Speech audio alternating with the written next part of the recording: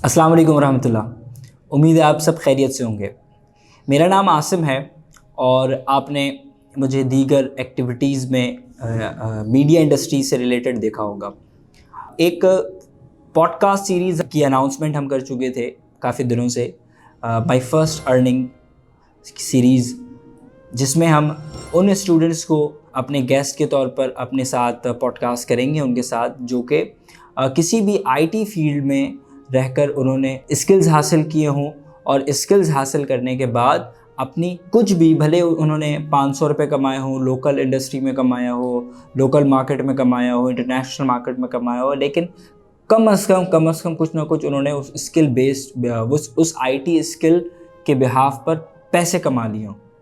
तो हमारे पास एक बहुत बड़ी लिस्ट मौजूद है ऐसे स्टूडेंट्स की जो कि ख़ास तौर पर औरंगी टाउन से बिलोंग करते हैं। ना सिर्फ औरंगी टाउन से बल्कि ऐसे बहुत सारे स्टूडेंट्स हैं जो हमारे साथ कांटेक्ट में हैं। उसकी पहली सीरीज़ आज आप देखने जा रहे हैं। आज हमारे साथ मौजूद हैं हम्माद, और हम्माद के बारे में हम्माद ख़ुद बताएंगे आपको। अस्सलाम वालेकुम हम्माद। वालेकुम अस्सलाम। कैसे हैं आप? खैरियत से अल्हम्दुलिल्लाह। अपना इंट्रोडक्शन करवाइएगा। फर्स्ट ऑफ ऑल मेरा नाम हम्माद है। क्वालिफ़िकेशन मेरी 8th स्टैंडर्ड है, यानी 8th क्लास, और मेरी हॉबी कंप्यूटर में ही काम करने की, इसी में आगे बढ़ने की है और इसी फील्ड पे ही काम करने की है। बाकी क्रिकेट खेलने की भी एक मेरी हॉबी है। तो आप क्रिकेट खेलते भी हैं या सिर्फ हॉबी है? हॉबी है, सिर्फ खेलते नहीं हैं। अच्छा, मुझे ये बताइएगा कि आपने जिस तरह बताया कि आप 8th स्टैंडर्ड में हैं, यस, तो क्या ये आपके लिए मुश्किल नहीं रहा कि आपने एकेडमिक्स के साथ साथ, क्योंकि 8th स्टैंडर्ड की पढ़ाई इस तरह समझी जाती है कि आफ्टर 8 आपको 9th में जाना होता है और 9th में फिर बोर्ड के एग्ज़ाम्स का एक प्रेशर होता है, एक नई चीज़ आपको इंट्रोड्यूस हो रही होती है आपकी लाइफ में, और सोसाइटी की तरफ से, पेरेंट्स की तरफ से, स्कूल की तरफ से, और पूरा एक जो हमारा सिस्टम है उसकी तरफ से आपको एक बार बार नोटिफिकेशन मिल रहा होता है कि अब आप 9th में जाने वाले हैं, अब आपकी पढ़ाई ऐसी होने वाली है, वैसी होने वाली है। उसके बावजूद भी आपने एक स्किल सीखने का और उस स्किल को बेहतरीन तरीके से सीखने का इरादा किया। ये जो थॉट प्रोसेस था, इसके बारे में बताइएगा। थॉट प्रोसेस स्टार्ट होता है, कोरोना का वक्त चल रहा था, लॉकडाउन लगे हुए थे, तो मैंने एक सोशल मीडिया में एक पोस्ट देखी जिसमें आईटी टाउन एक प्लेटफॉर्म है जो बच्चों को ग्राफिक डिज़ाइनिंग सिखा रहा था अप टू 100% स्कॉलरशिप। तो मैंने वहाँ पे अप्लाई किया, टेस्ट क्लियर हो गया, 100% स्कॉलरशिप मिली। वहाँ पे एक बहुत ज़बरदस्त सा एक्सपीरियंस रहा हमारा। 4 मंथ्स का हमने वहाँ पे कोर्स किया ग्राफिक डिज़ाइनिंग का, जिसमें हम लोग को इलस्ट्रेटर, फोटोशॉप सिखाया गया। तो आपके पेरेंट्स की क्या वो अग्री थे आपके इस फैसले से कि आप एक कोर्स करने लगे हैं विद योर एकेडमिक्स, या उन्होंने आपको मना किया, या ये आपका ज़ाती फ़ैसला था, या फिर आपके पेरेंट्स भी इसमें इन्वॉल्व थे? पेरेंट्स भी इसमें इन्वॉल्व थे कि उन्होंने कहा था कि सीखो, स्किल सीखो, तो इसीलिए मैंने सीखने की कोशिश की। ठीक है, तो अब आपको लगता है कि आपने जो स्किल सीखी है, क्या वो आपके लिए फ्रूटफुल है, प्रोडक्टिव है? या मैंने अभी सोचा है कि ये बहुत, मेरा फ्यूचर इसी स्किल से बहुत ब्राइट होने वाला है, क्योंकि इससे मैं अर्निंग करनी इससे मैंने शुरू कर दिया है। अच्छा, तो आपकी पहली अर्निंग, वैसे आप अपनी पहली अर्निंग की जर्नी बताएंगे हमें? पहली अर्निंग की जर्नी है कि रात के 2 बजे थे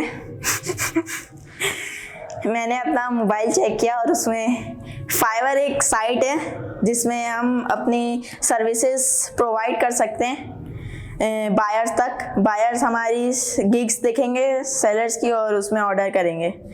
तो मैंने देखा उसमें रात के 2 बजे एक ऑर्डर आया हुआ था, और वो भी एक दिन पहले का आया हुआ था, मैंने देख के मिस कर दिया था। बायर ने मुझे कहा कि मेरा ऑर्डर कैंसिल कर दें क्योंकि आपने बहुत लेट कर चुके हैं। मैंने उससे दरख्वास्त की कि मुझे सिर्फ 2 घंटे दे दें रात के 2 बजे कि मैं आपका काम मुकम्मल करके दे दूं। वो एक लोगो डिज़ाइनिंग का प्रोजेक्ट था जिसमें लोगो डिज़ाइन बना के पेश करने थे बायर्स को। तो मैंने रात के 2 बजे भी मैंने सोने की नहीं ठानी, कंप्यूटर में ही बैठ के उनका प्रोजेक्ट कंप्लीट किया। अच्छा, आपने बताया कि आपने बायर्स को रिक्वेस्ट की। यस। तो वो बायर पहले तो कौन से मुल्क से बिलोंग करता था? He is international client, I think वो यूएसए से बिलोंग करता था। अच्छा, यानी आपने उसको जो रिक्वेस्ट की होगी, जिससे जो कम्युनिकेट किया होगा, वो कम्युनिकेशन आपने इंग्लिश में ही की होगी? यस। उर्दू में बात की थी उससे? इंग्लिश में बात की। इंग्लिश में बात की थी। तो क्या आपको आपके जहाँ से भी आपने ये स्किल सीखी हैं, वहाँ पर आपको कम्युनिकेशन के ऊपर भी आपको सिखाया गया कि how to communicate with the clients? जी, हमें वहाँ पे ग्राफिक डिज़ाइनिंग के साथ साथ फ्रीलांसिंग की भी तालीम दी गई। फ्रीलांसिंग कैसे करनी है, बायर्स के साथ डील कैसे करनी है, लैंग्वेज कैसी रखनी है, कम्युनिकेशन कैसी रखनी है, क्या नहीं करना है और क्या करना है, ये सारा हमें बताया गया। तो फिर जब आपने वो कंप्लीट कर लिया प्रोजेक्ट, और जब कंप्लीट करके आपने उस प्रोजेक्ट को सबमिट करवाया अपने बायर को, तो उनका क्या रिएक्शन था आपको लेकर? सबसे पहले तो उन्हें 2-3 उसमें मिस्टेक दिखी। उन्होंने कहा कि इसको सही करो, उसको सही करो। 3-4 और रिवीजन हुए तो फाइनली सुबह के 8 बज चुके थे और मैंने 5वीं बार प्रोजेक्ट को सबमिट किया था। अच्छा, यानी आप जो रात 2 बजे के कंप्यूटर पे बैठे, आपने वो प्रोजेक्ट सुबह के 8 बजे कंप्लीट किया? यस। ओके, कितने रिवीजन आए उस पर? 3 to 4 रिवीजन है। अच्छा, ये आपका पहला इंटरनेशनल प्रोजेक्ट था या ओवरऑल आपका नेशनल और इंटरनेशनल यही प्रोजेक्ट था? ओवरऑल ये इंटरनेशनल ही प्रोजेक्ट था, और ये भी इंटरनेशनल था कि इंटरनेशनल किसी बायर से मैं कम्युनिकेट किया। पहली बार आपने कम्युनिकेट किया। और इसकी अर्निंग के जो अमाउंट थे वो क्या थे? शुरू में हम लोग को ये भी सिखाया गया था कि स्टार्ट कम से लेना, कम से लेके आहिस्ता आहिस्ता बढ़ाना। तो उसमें सबसे कम $5 ही रख सकते थे, तो $5 की मैंने ऑर्डर कंप्लीट किया। बायर ने आपसे आपकी एज पूछी थी कि आप कितने उम्र के हैं? नहीं? तो वैसे आपकी उम्र है कितनी? कॉन्फिडेंशियल तो नहीं, छुपाना तो नहीं चाहते आप? Probably 40। तो ठीक है, आप 14 साल की उम्र में आपने अपनी पहली, उस वक्त मैंने 13 इयर्स का था। अच्छा, मतलब आप आज से तकरीबन साल भर पहले आपने अपना पहला project 7 to 8 months before। 7 to 8 months before. अच्छा, इंटरनेशनल मार्केट में 2 प्रोजेक्ट और लोकल मार्केट में आप प्रोजेक्ट्स कर रहे हैं। अच्छा, जब आपने अपनी पहली अर्निंग आपने कर ली थी, आपका प्रोजेक्ट अप्रूव हो गया, देन आपने जब अपने पेरेंट्स को बताया कि मैंने अपनी पहली अर्निंग कर ली है, तो उनका क्या एक्सप्रेशन था? उनकी क्या तासुरात थे उस वक्त? फीलिंग तो उनकी ये थी कि उन्हें एक प्राउड मोमेंट फील हो रहा था मुझ पे कि 8 लाख का बच्चा घर बैठे बैठे कंप्यूटर में ऐसे गेम खेलते रहता था और अभी उसने पैसे कमा लिए। तो मतलब एक प्राउड मोमेंट फील हो रहा था। प्राउड मोमेंट फील हो रहा था, या वो ये तो नहीं कह रहे थे कि झूठ तो नहीं बोल रहे हो? मैंने उन्हें दिखाया था स्क्रीन में, तो एक प्राउड मोमेंट फील कर रहे थे वो। एग्जैक्टली, प्राउड मोमेंट ही होता है। अच्छा, तो अब आपके फ्यूचर प्लान्स में क्या क्या है? इधर आपको लगता है कि आपको इसी फील्ड को लेकर परस्यू करना चाहिए? जी, मुझे बिल्कुल लगता है कि इसके साथ वीडियो एडिटिंग भी मैं कोर्स करना चाह रहा हूँ। तो एक पोर्टफोलियो मैं एक अपना बनाऊंगा जिसमें सभी होगा, जिसमें इंटरनेशनल और लोकल मार्केट से लोग मुझे ऑफर देंगे। तो ये मेरा फ्यूचर प्लान है। आपने मैट्रिक के एग्जाम्स के बाद का फ्यूचर प्लान में नहीं रखा हुआ? ये वीडियो एडिटिंग तो इंटर के बाद का सोचा हुआ है कि बाकी जो बड़े बड़े काम करने हैं वो इंटर के बाद ही करना है। बाकी अभी छोटे छोटे काम, अभी जैसे एनिमेशन अभी सीखने का मैंने सोचा हुआ है। तो एकेडमिक्स के साथ साथ ये करना क्या आपके लिए कंफर्टेबल होता है? आप आसानी के साथ कर लेते हैं? एकेडमिक के साथ ये आप कर सकते हैं, जैसे छुट्टी का जो दिन है, जैसे हॉलीडे होती है सैटरडे संडे, इसमें आप प्रैक्टिस करते रहें। हर दिन भी 2 से 3 घंटा इसके लिए निकालते रहें, काम करते रहें। तो अल्लाह ताला आपको कामयाबी देगा, एक दिन आप सक्सीड हो जाओगे। सही है।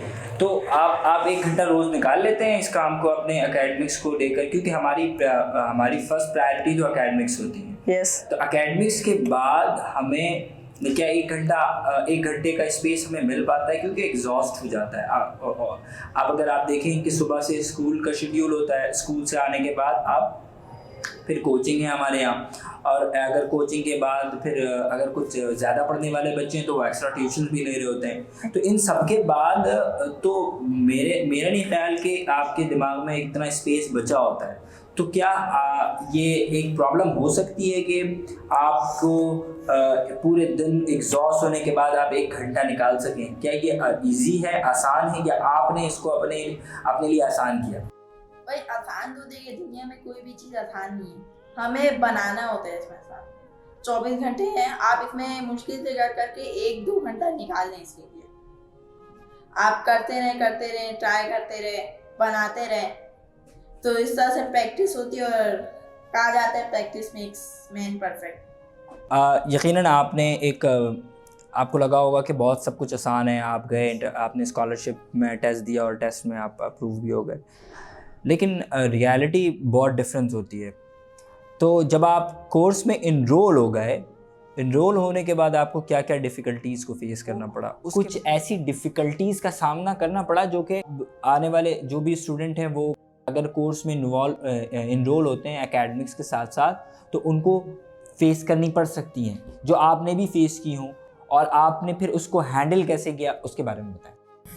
डिफ़िकल्टीज़ तो ये थी सर कि हमने कोर्स में एनरोल हुए, हम वहाँ पे हमें प्रोजेक्ट दिए जाते थे, असाइनमेंट दिए जाते थे।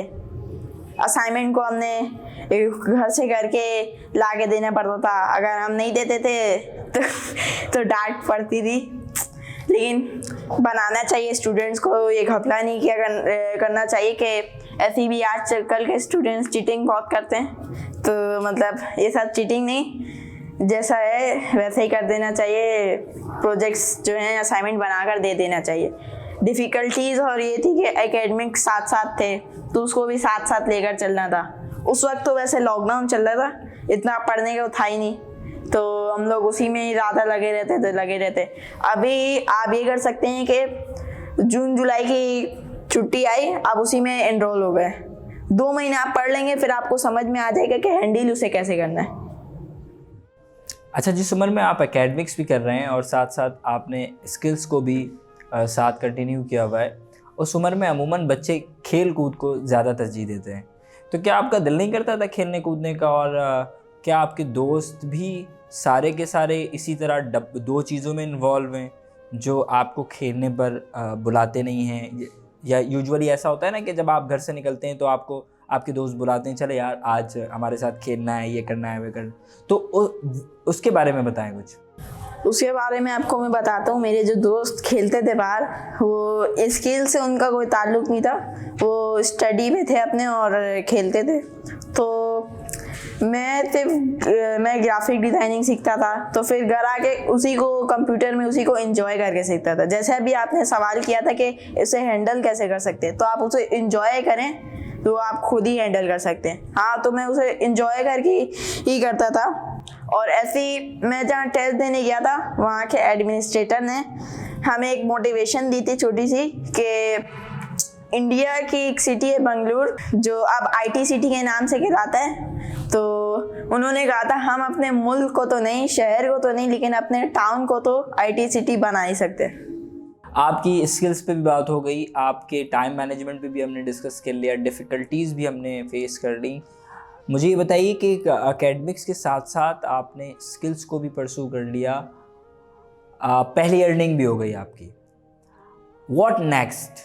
आपका आगे आपने क्या सोच रखा है अपनी ज़िंदगी को लेकर? क्या बड़ा इम्पैक्ट क्रिएट करना चाहते हैं आप?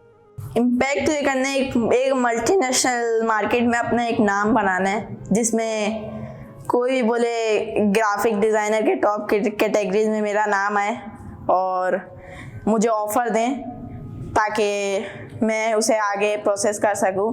और वीडियो एडिटिंग भी साथ साथ करते रहनी है, और वो animations, video editing, web development, graphic designing, इसी फील्ड में आगे बढ़ते रहना है और कमाल दिखाते रहना है। लास्टली आप स्टूडेंट्स को जो 8th स्टैंडर्ड में हैं और अपने एकेडमिक्स के साथ साथ अपने स्किल्स को परस्यू करना चाहते हैं, तो उनके लिए आप क्या मशवरा देंगे, क्या आप उनको गाइड करना चाहेंगे, सजेस्ट करेंगे जो उनके लिए हेल्पफुल हो सकता है? उनको मैं यही गाइड करना चाहूँगा कि अपनी स्किल्स, उनका जो फर्स्ट प्रायोरिटी है स्टडी, उसमें तो तवज्जो दें, लेकिन स्किल भी साथ साथ में करते रहें ताकि ये आपको बाद में बहुत काम आएगी। अभी नहीं आएगी? अभी भी आएगी, लेकिन बाद में बहुत ज़्यादा काम आने वाली है ये चीज़। अभी भी जैसे लाइक यू आर सेइंग कि आपको प्रैक्टिकल लाइफ में बहुत काम आने वाली है। यस, आपको प्रैक्टिकल लाइफ में चीज़ बहुत काम आने वाली है। आपके सामने ही अभी महंगाई बहुत हो चुकी है, तो अभी इतनी महंगाई हो गई है, तो उस वक्त जाके और महंगाई बढ़ेगी। तो ये आपको मैं रिकमेंड करूँगा, जितना हो सके आप इसे सीखें और इसे आगे प्रोसेस करें। और सिर्फ सीखना ज़रूरी नहीं है, दूसरों को भी हिदायत करें कि सीखें या तवज्जो करें, ये दूसरों को भी बताएं, ना सिर्फ आप खुद। आप अगर अवेयर हो चुके हैं, यकीनन जिस तरह आप यहाँ पर बैठे हैं और आज हमारे जो ऑडियंस है, जब वो ये देखेंगे तो आप से ही मोटिवेशन लेंगे कि आप जब एक कम उम्री में आपने ना सिर्फ अपने एकेडमिक्स को साथ साथ आपने परस्यू किया, बल्कि स्किल्स को भी साथ साथ बहुत अच्छे तरीके से आपने सीखा और उसी के बिहाफ पर आपने अब आपने पहली अर्निंग भी की अपनी, तो यकीनन उनके लिए भी मोटिवेशन होगा कि जो लोग करना चाहते हैं, जो स्टेप आप करना चाह रहे हैं लेकिन नहीं कर पा रहे, तो होपफुली कि उनके लिए भी एक अवेयरनेस का एक सोर्स होगा। एक और मैं मोटिवेशन देना चाहता हूँ कि आपको कहीं से स्किल सीखने का मौका मिल रहा है तो उसे ज़ाया ना करें। ये ना बोलें कि ये तो अभी सीख रहे हैं, अभी काम ही नहीं आएगा, अनकरीब वो ज़रूर काम आएगा आपको। तो आप YouTube पे भी जाते हैं तो वहाँ पे भी बहुत से कोर्सेज होते हैं, देखें, वो स्किल्स हासिल करें। यही एक छोटी सी मोटिवेशन थी। Thank you so much Hammad, thank you. मुझे ऐसा लगता है कि आप आने वाले दिनों में हमारी यूथ के लिए बहुत बड़े आप एक आइकन होंगे। जिस तरह आप बात करते हैं, जिस तरह आपने अपनी जर्नी शेयर की, इंशाल्लाह अज़्ज़ा वजल आपकी इस सेशन से लोगों को बहुत फ़ायदा होगा। Thank you so much. आप लोगों का अपना ख्याल रखिए। इंशाल्लाह मिलते हैं नेक्स्ट एपिसोड में। अल्लाह हाफ़िज़।